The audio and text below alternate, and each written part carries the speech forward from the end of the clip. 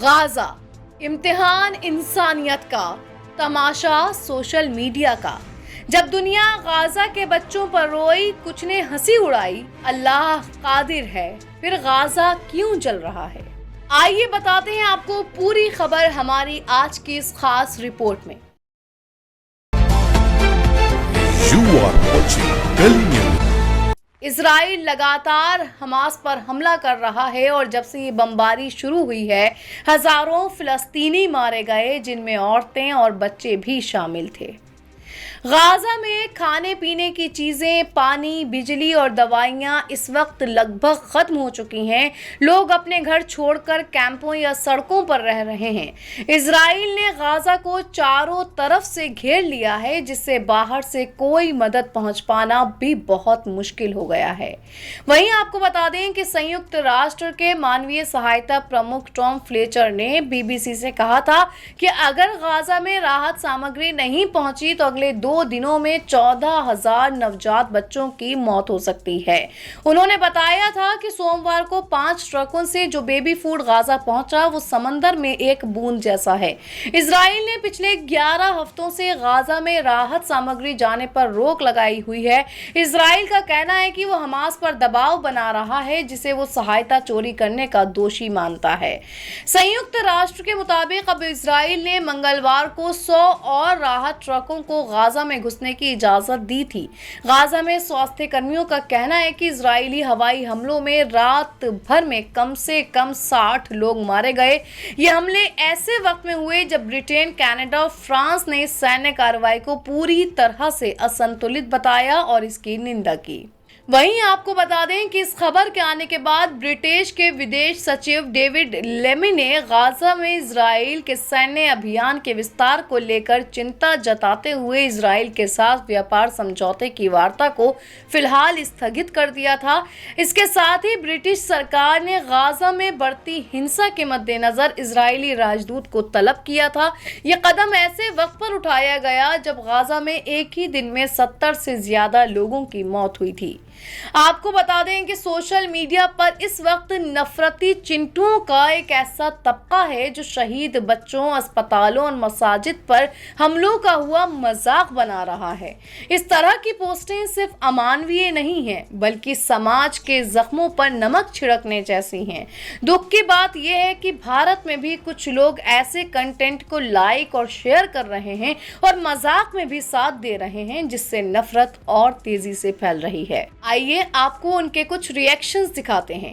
हिमांशु चौरसिया ने एक्स पर लिखा, ज्यादा इंसानियत के चक्कर में मत पड़ो, वरना ये ऐसे लोग हैं कि कल के दिन तुमको ही तुम्हारा घर छोड़ने पर मजबूर कर देंगे और इनकी इस हालत के लिए ये खुद ही जिम्मेदार हैं। उस टाइम कहाँ थे जब इजराइल पर अटैक किया था हमास ने और ये लोग जश्न मना रहे थे। अनिल नाम के यूजर ने एक्स पर लिखा, 48 घंटे से ज्यादा हो गए हैं, क्या भूख से मौत की कोई खबर आई है? दरअसल विक्टिम कार्ड खेलकर दुनिया भर से चंदा उठाना हमेशा से ही इन लोगों का पसंदीदा शगल रहा है। पहले बम बांधकर फट पड़ेंगे और फिर जब कोई जवाबी कार्रवाई करेगा तो तहमत उठाकर दुनिया भर में विक्टिम कार्ड खेलना शुरू कर देंगे गाजा वाले। भूख से हजारों मौत के नाम पर हमास के आतंकियों ने लाखों डॉलर चंदा बटोर लिया होगा। इस ट्वीट का जवाब देते हुए एक्स यूजर आसिफ अनवर लिखते हैं, कमाल है, इतना गिर जाओगे अनिल के बच्चों की मौत पर भी तानाबाजी कर रहे हो। द स्किन डॉक्टर ने एक्स पर लिखा, ये राफा है, पहले इसे मलबा बना दिया गया, अब मलबे को भी मिट्टी में बदला जा रहा है। राफा उस वक्त चर्चा में आया जब वामपंथियों ने ऑल आइज ऑन राफा नाम से सोशल मीडिया पर मुहिम चलाई और मशहूर हस्तियों को इसका हिस्सा बनाया, लेकिन उनकी फिक्र सिर्फ एक हफ्ते तक ही रही, उतनी ही देर जितनी देर का उनका कॉन्ट्रैक्ट था। उसके बाद किसी ने कुछ नहीं कहा। यही है सेलिब्रिटी एक्टिविज्म की दुखद सच्चाई। अजीत भारती एक्स पर लिखते हैं, बहुत कम लोग जानते हैं कि इंद्र के दरबार में अप्सराओं का नृत्य इसी धुएं के मध्य होता है। ऑल आइज ऑन राफा के उपरांत इजराइल ने सॉलिड को लिक्विड और लिक्विड को गैस बनाने की तकनीक निकाल ली है। सेलिब्रिटी गण की आंखें पैसों की तरफ देख रही हैं ताकि वो शेयर कर सकें। वहीं नफरती चिंटुओं के रवैये पर सवाल करते हुए एक्स पर मोहम्मद शादाब खान लिखते हैं, गाजा अथवा फिलिस्तीनियों ने इनका क्या बिगाड़ा है? ना फिलिस्तीनियों ने इनसे ज़मीन छीनी, ना मांगी, ना ही कभी इनके दरवाजे पर भीख मांगी। फिर भी आज जब गाज़ा के मासूम बच्चों की लाशें गिर रही हैं, जब औरतें चीख रही हैं, जब इंसानियत दम तोड़ रही है, तो ये लोग ठहाके लगा रहे हैं, मीम बना रहे हैं, जश्न मना रहे हैं। जानते हो क्यों? क्योंकि मरने वाले मुसलमान हैं। इनके दिलों में नफरत किसी शहर, देश या सरहद के लिए नहीं, ये नफरत पूरी दुनिया के मुसलमानों के लिए है। चाहे तुम गाजा में हो या हिंदुस्तान में, इनके लिए तुम्हारे बहते खून, तुम्हारे उजड़ते घर बस एक तमाशा है। इन्हें मानसिक संतुष्टि प्राप्त होती है। समझो इस खेल को, ये जहर बहुत पुराना है। अपनी नीचता का प्रदर्शन करते हुए बस आज खुलकर बोल रहे हैं। एक्स पर एक यूजर ने तस्वीर साझा की कि किस तरह लोगों ने बीबीसी की पोस्ट पर हंसने वाले रिएक्शंस दिए, साथ ही लिखा वो इंसानियत के नाम पर धब्बा है। वहीं गाजा में लगातार जारी हमलों और बिगड़ते हालात के बीच दुनिया भर के कई लोग बेहद परेशान हैं। इन हालात ने लोगों के दिलों को झकझोर कर रख दिया है। सोशल मीडिया पर लोग अपनी भावनाएं खुलकर जाहिर कर रहे हैं। मलाला यूसुफजई ने एक्स पर लिखा, गाजा में इजराइल की क्रूरता और जुल्म को देखकर मेरा दिल और पेट दोनों बेचैन हो जाते हैं। भूखे बच्चों की भीड़, तबाह हुए स्कूल और अस्पताल, रोकी गई मदद और उजड़े हुए परिवारों को देखकर दिल टूट जाता है। हमारी इंसानियत यही कहती है कि अब पूरी दुनिया को तुरंत कदम उठाने चाहिए। मैं सभी विश्व नेताओं से अपील करती हूं कि इजरायली सरकार पर पूरा दबाव बनाएं ताकि इस नरसंहार को रोका जा सके और आम लोगों की जान बचाई जा सके। अगर आप मदद कर सकते हैं तो @ANERA.org, @INARA.org, @ThePCRF, @KinderUSA और @UNRWAUSA जैसे मानवीय संगठनों का साथ दीजिए, जो अपनी जान जोखिम में डालकर लोगों की जिंदगियां बचा रहे हैं। टीम राइजिंग फैल्कन ने भी एक्स पर इस बात को साझा करते हुए लिखा था कि ये इंसानियत के लिए शर्म की बात है कि अगले 48 घंटों में गाजा में 14,000 मासूम बच्चों की जान जा सकती है। इतनी दर्दनाक खबर पर जितेंद्र शर्मा, समर सिंह राजपूत, राम साहू, कुणाल ब्राह्मण, चंदन राजपूत, शिव मंगल, विशाल सिंह और कुछ अन्य हिंदी नाम वाले लोगों ने फेसबुक पर हंसने वाली प्रतिक्रिया दी। ये लोग इंसानियत के नाम पर धब्बा हैं।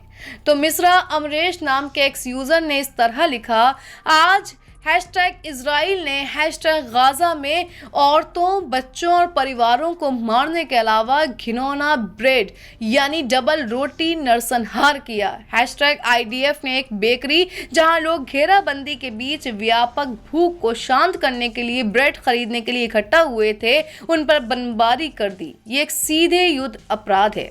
वहीं सदफ आफरीन एक्स पर अपनी प्रतिक्रिया कुछ इस तरह लिखती हैं, आतंकी इजराइल लगातार फिलिस्तीन पर हमला कर रहा है। इजराइल ने फिलिस्तीन के घरों, अस्पतालों, स्कूलों, मस्जिदों, सारी चीजों को बमबारी करके शहीद कर दिया। लगभग 1 लाख फिलिस्तीनियों को शहीद कर दिया, जिनमें ज्यादातर बच्चे शामिल हैं और बाकी बच्चे भूख से तड़प तड़प कर मर जाएंगे। इजराइल फिलिस्तीनियों का नरसंहार कर रहा है और बाकी मुस्लिम देश बेशर्म की तरह ये नरसंहार देख रहे हैं। हंसराज मीना एक्स पर अपनी प्रतिक्रिया इस तरह देते हैं, गाजा में जारी संकट एक गंभीर मानवीय आपदा है। बच्चों और महिलाओं समेत हजारों निर्दोष लोग भयावह हालात में हैं। अब वक्त है कि दुनिया राजनीतिक मतभेदों से ऊपर उठकर गाजा की मदद करे। इंसानियत की असली परीक्षा यही है। मोहम्मद नसीरुद्दीन ने एक्स पर असदुद्दीन ओवैसी का वीडियो शेयर करते हुए लिखा, AIMIM प्रमुख बैरिस्टर असदुद्दीन ओवैसी साहब ने कहा, फिलिस्तीन गाजा में 4,80,000 लोग भूख से तड़प रहे हैं और सारी दुनिया को मानव अधिकार का ज्ञान देने वाली मगरिबी दुनिया इस नरसंहार पर खामोश है। याद रखो, तारीख तुम्हें कभी माफ नहीं करेगी। अब बात करते हैं कि क्या वाकई मुसलमान यहूदियों के दुश्मन हैं। अगर हम इतिहास के पन्ने पलटें तो देखेंगे कि बहुत ही रोचक तथ्य मिलते हैं। जब यूरोप के फ्रांस, हंगरी और सिसिली के ईसाई यहूदियों को मार मार कर अपने देश से निकाल रहे थे, तब पहली बार 14 सेंचुरी में यहूदियों को द ग्रेट उस्मान खिलाफत ने शरण दी थी। फिर 15 और 16 सेंचुरीज में जब स्पेन और पुर्तगाल के ईसाइयों ने यहूदियों को मारा, तब फिर से उस्मान ने अपने यहाँ उन्हें शरण दी। फिर जब रूस ने 19 सेंचुरी में यहूदियों का कत्लेआम किया, तब भी बड़ी तादाद में इन्हें उस्मान ने शरण दी थी। पूरी दुनिया मानती है कि ईसाइयों ने यहूदियों को मारा, गुलाम बनाकर बेचा। जब यहूदियों ने पर्शियन के साथ मिलकर 614 सीई में फलस्तीन फतह किया, तो यहूदियों ने ईसाइयों को मारा। दोनों ने एक दूसरे को मारा, मगर इस्लामी हुकूमतों में 1917 तक वहां यहूदी, ईसाई और मुसलमान बहुत सुकून से रह रहे थे। ये बात तो सुधीर चौधरी भी अपने प्रोग्राम में बोल चुके हैं। फलस्तीन की आज़ादी के लिए संघर्ष करने वाली अल फतह पार्टी ने तो वेस्ट बैंक के एक रोड का नाम अपने एक यहूदी सदस्य इलान हालेवी के नाम पर रखा है। आज भी बड़ी तादाद में यहूदी फलस्तीन के लिए प्रोटेस्ट करते हैं। मुसलमानों को किसी धर्म या धर्म के लोगों से कोई नफरत नहीं है। हाँ, अगर कोई आपका घर कब्जा करे और आपके धर्म को फॉलो करने से रोके, तो फिर उससे दोस्ती नहीं, जंग होती है। आइए अब बात करते हैं उस सवाल की जो आजकल सोशल मीडिया पर बहुत पूछा जा रहा है कि अल्लाह की मर्जी के बिना जब कोई काम नहीं होता, तो गाजा के मुसलमानों पर इतना जुल्म क्यों हो रहा है? उनकी मदद तो अल्लाह को करना चाहिए। इसी तरह का तंज करते हुए अनिल नाम के यूजर ने लिखा था, ऊपर वाले की मर्जी के बिना एक पत्ता भी नहीं हिलता, हमें उसकी नियत और इंसाफ पर कभी शक नहीं करना चाहिए। आपको बता दें कि ये ट्वीट एक तंज था। आइए अब इन सवालों का जवाब हम आपको इस्लाम की रोशनी में देते हैं। बेशक अल्लाह हर चीज पर कादिर है, बेशक अल्लाह सब्र करने वालों के साथ है। अल्लाह ताला बहुत ही रहम करने वाला और मेहरबान है, लेकिन फिर भी हम इस दुनिया में बहुत सी मुश्किलात, दर्द, हादसात, जुल्म और तबाही देखते हैं। ये सवाल हर समझदार शख्स के दिल में आता है। इस्लामी अकीदे के मुताबिक ये दुनिया हमारी हमेशा की जगह नहीं है, बल्कि ये तो इम्तिहान की जगह है। जन्नत जो एक बेहतरीन और परेशानी से पाक जगह है, वहां पहुंचने के लिए इस दुनिया के इम्तिहान से गुजरना जरूरी है। हर इंसान को आजमाया जाता है, चाहे वो नबी हो या कोई आम शख्स। अल्लाह ताला अपने बंदों को गम, तंगी, दुख, माल और रिश्तेदारों के नुकसान से आजमाता है, ताकि देखा जा सके कि कौन सब्र करता है और अपने रब पर भरोसा रखता है। इंसान को इरादा और इख्तियार यानी चॉइस की ताकत दी गई है। उसके पास सोचने समझने की सलाहियत, काबिलियत है। यही बात उसे जिम्मेदार बनाती है अच्छे या बुरे फैसलों का। जो फैसला वो करता है, उसका असर उसी की जिंदगी पर पड़ता है। अब सोचिए, अगर इस दुनिया में कोई परेशानी ना हो, न जंग हो, न बीमारी हो, हर कोई मालदार हो, हर कोई दुख तकलीफ से दूर रहे, तो क्या लोग चैन की अहमियत समझेंगे? क्या लोग मेहनत करेंगे? क्या किसी की मदद करेंगे? क्या लोग अल्लाह को याद करेंगे? जब इंसान को हर चीज आसानी से मिल जाती है, तो वो घमंडी हो जाता है और खुद को सबसे बड़ा समझने लगता है। जैसे फिरौन और नमरूद ने खुद को खुदा कह दिया था। यूनान यानी ग्रीस के लोग बहुत तरक्की कर गए थे, लेकिन बाद में उन्होंने अपने आप को खुदा समझना शुरू कर दिया और फिर उनका नामो निशान मिट गया। अगर तकलीफें न होती तो इंसान अल्लाह को भूल जाता। मुसीबत ही इंसान को दुआ करना सिखाती है। तकलीफ ही इंसान को सब्र और शुक्र का मतलब समझाती है। अगर बीमारियां ना होती तो लोग डॉक्टरों और दवाओं की कद्र नहीं करते। अगर गरीबी ना होती तो मेहनत की अहमियत कौन जानता।